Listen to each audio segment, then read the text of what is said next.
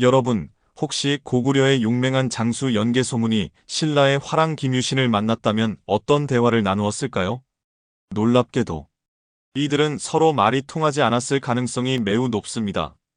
같은 한반도, 같은 시대를 살았던 우리 조상들이 서로 다른 언어를 사용했다는 충격적인 사실이 최근 고대 언어학 연구를 통해 밝혀지고 있어요.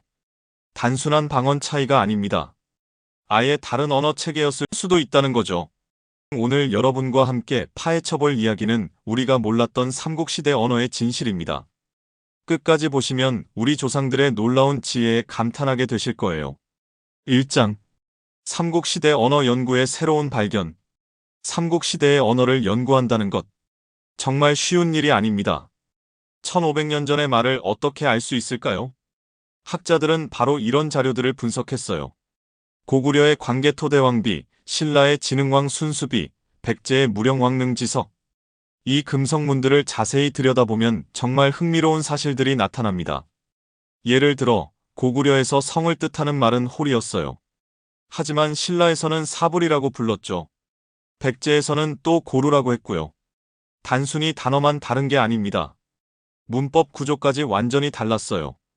고구려어에서는 큰 집을 마립간채라고 표현했다면 신라어에서는 대왕궁이라는 식으로 어순 자체가 다른 경우가 많았거든요. 연세대학교 언어학과 김방한 교수는 이렇게 말했습니다. 삼국의 언어는 현재 한국어, 일본어, 몽골어 정도의 차이가 있었을 것으로 추정됩니다. 그 정도면 정말 의사소통이 어려웠겠죠? 하지만 여러분, 이게 끝이 아닙니다. 더 구체적인 증거들이 있어요. 2장. 구체적 언어 차이의 증거들.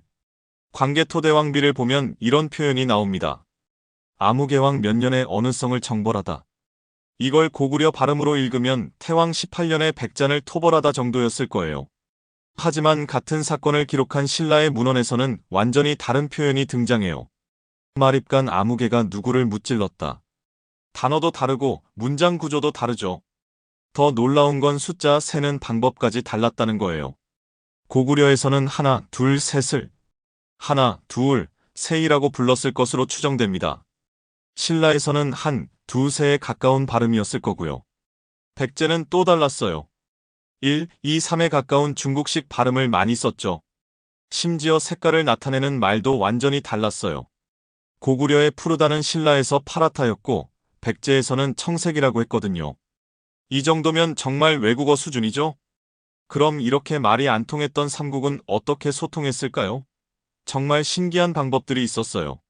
3장 의사소통의 지혜 통역관과 문자의 활용. 말이 안 통하는 상황에서 삼국은 어떻게 외교를 했을까요? 바로 통역관 제도가 있었어요. 각 나라마다 다른 나라 언어를 구사할 수 있는 전문가들이 있었던 거죠. 고구려에는 사신부라는 부서가 있었는데 여기서 신라어와 백제어를 구사하는 관리들을 양성했어요. 신라에도 대외부가 있어서 고구려어 전문가들이 활동했고요. 더 재밌는 건 이들이 사용한 공통 언어가 있었다는 거예요. 바로 한자였습니다. 말은 안 통해도 글자로는 소통할 수 있었던 거죠. 실제로 삼국 간 외교 문서들을 보면 대부분 한자로 작성되어 있어요. 하지만 그 한자를 읽는 방법은 나라마다 달랐죠. 예를 들어 왕이라는 글자를 고구려에서는 간, 신라에서는 건, 백제에서는 왕, 이렇게 다르게 발음했을 가능성이 높아요. 또 다른 방법은 몸짓 언어였습니다. 중요한 협상에서는 손짓, 발짓으로도 의사를 전달했죠. 삼국사기에 보면 이런 기록이 있어요. 고구려 사신이 신라에 와서 말은 통하지 않았으나 예의와 몸짓으로 뜻을 전달했다. 하지만 여러분, 이런 언어 차이가 오히려 삼국을 더 강하게 만들었다는 사실을 아시나요? 4장. 언어 다양성이 만든 문화적 창조력. 서로 다른 언어를 사용했다는 것. 이게 단점만 있었을까요? 절대 그렇지 않습니다. 오히려 이 언어적 다양성이 삼국 문화를 더욱 풍부하게 만들었어요.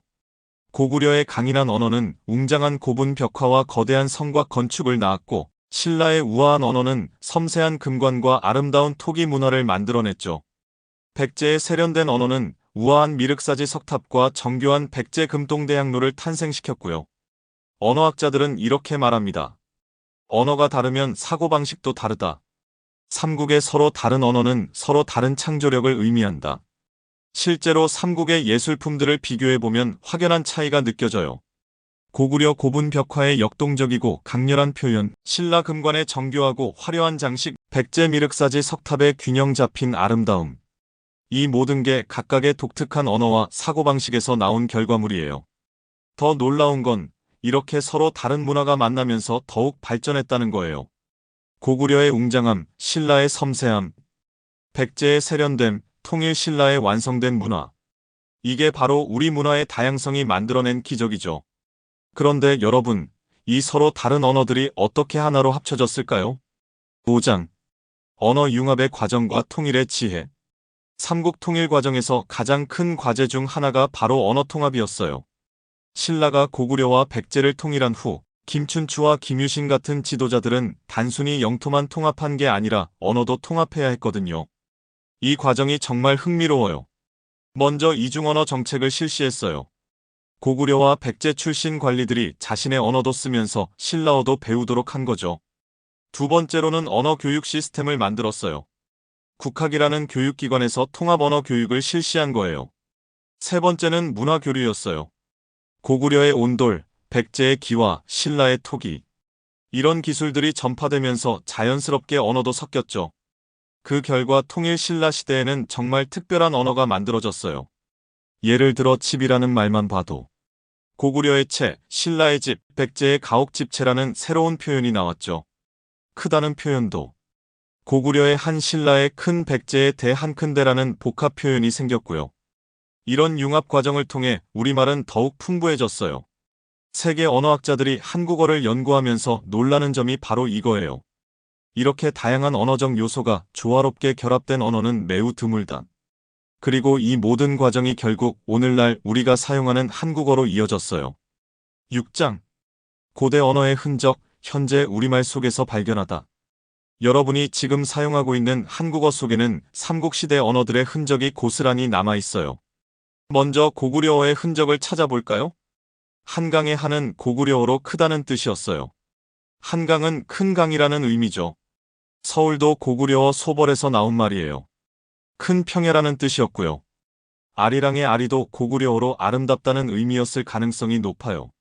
신라어의 흔적도 많아요. 나라는 신라어 내라에서 왔어요. 마을은 신라어 마루에서 나왔고요. 고을도 신라어 고허에서 유래했어요. 백제어 흔적도 있어요. 고개는 백제어 목에서 나온 말이에요. 다리 브리지는 백제어 다루에서 왔고요.